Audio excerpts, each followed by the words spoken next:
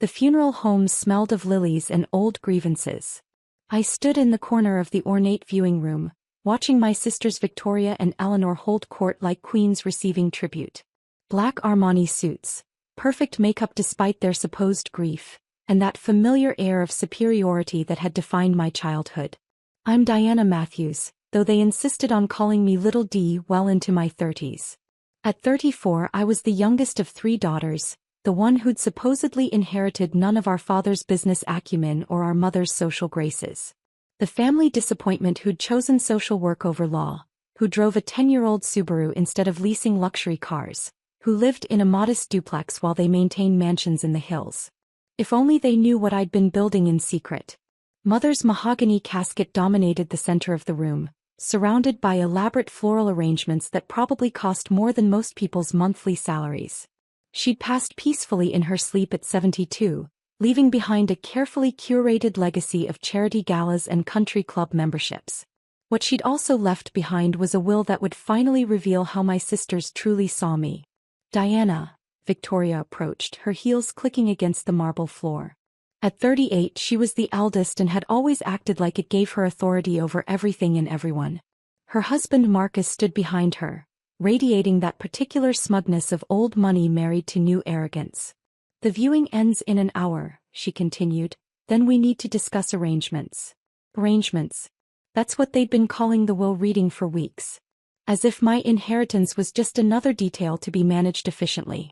Eleanor joined us, her perfectly styled blonde hair not moving despite the humidity. At 36 she'd perfected the art of looking concerned while calculating advantages.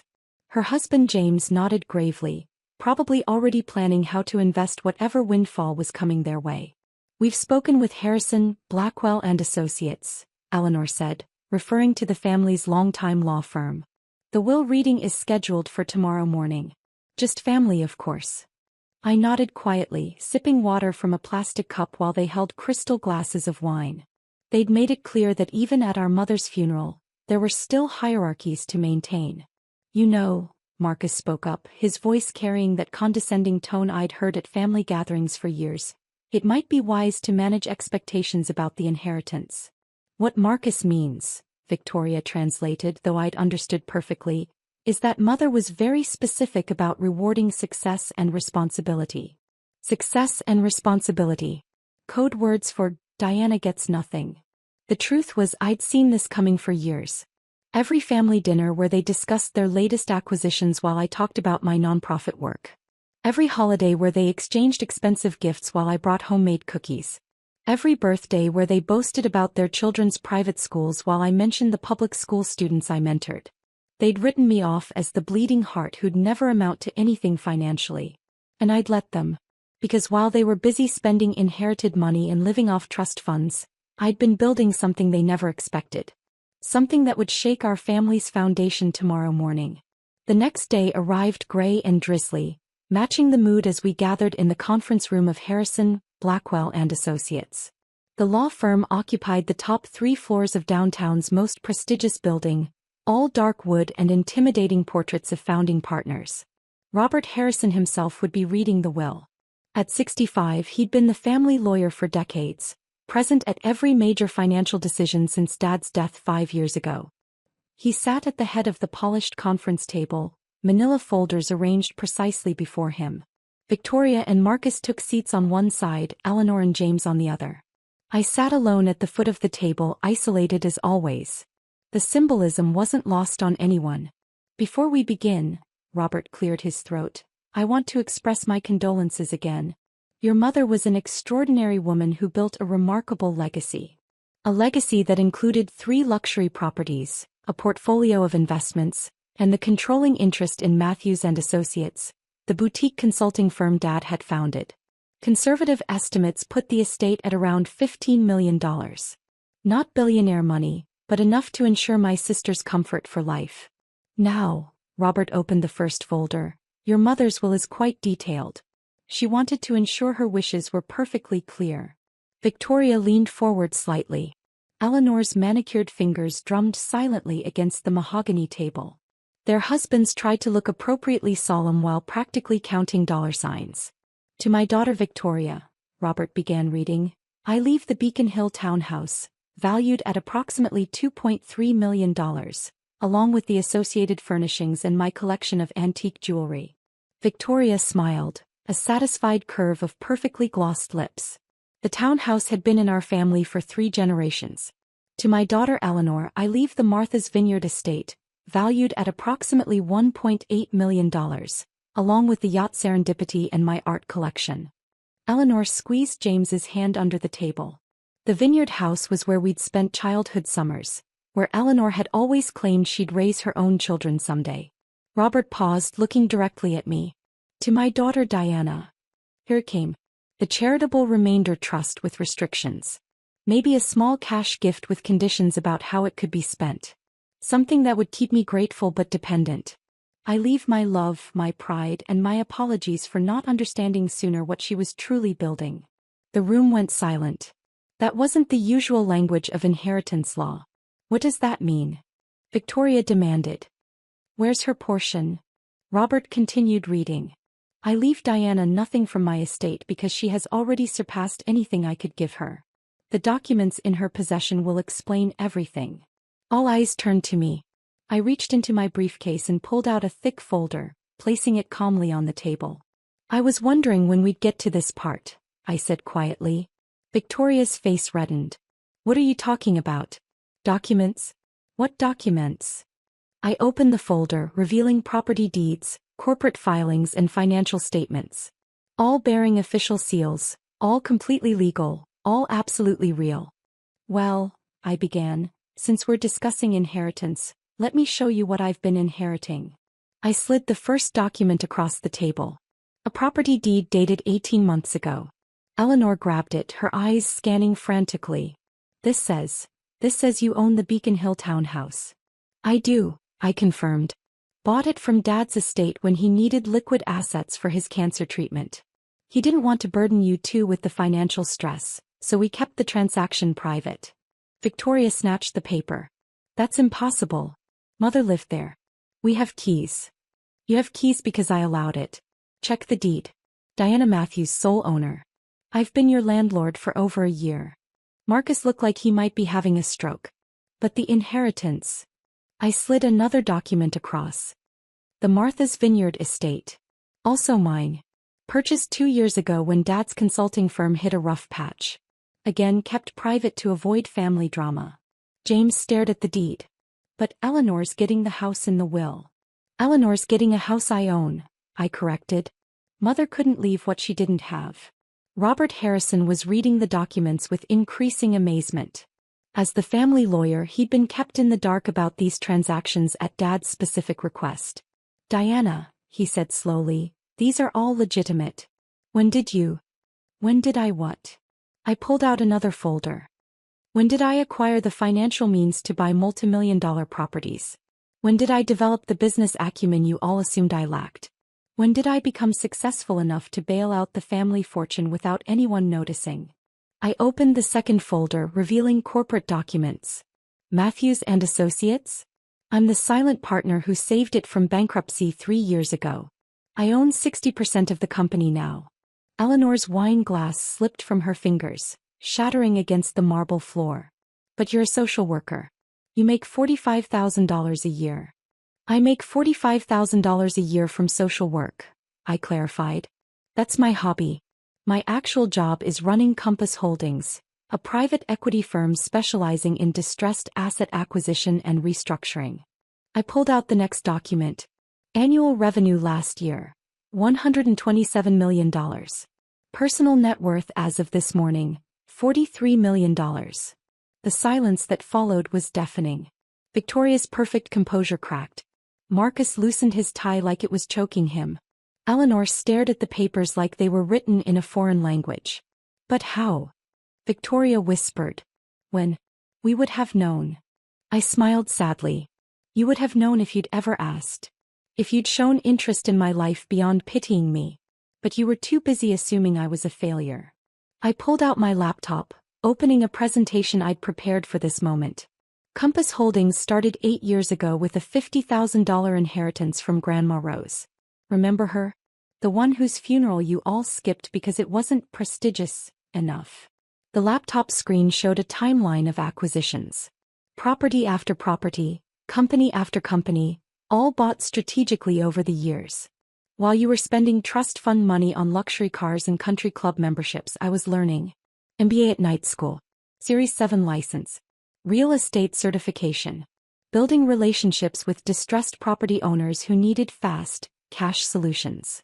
Robert leaned forward, studying the documents. Diana, this is extraordinary. You've essentially been supporting the family estate for years without them knowing. Supporting and protecting, I agreed. Dad was proud but worried. His medical bills were enormous. The consulting firm was struggling in the recession. He didn't want his daughters to know how close we came to losing everything. I clicked to the next slide. So we made a deal.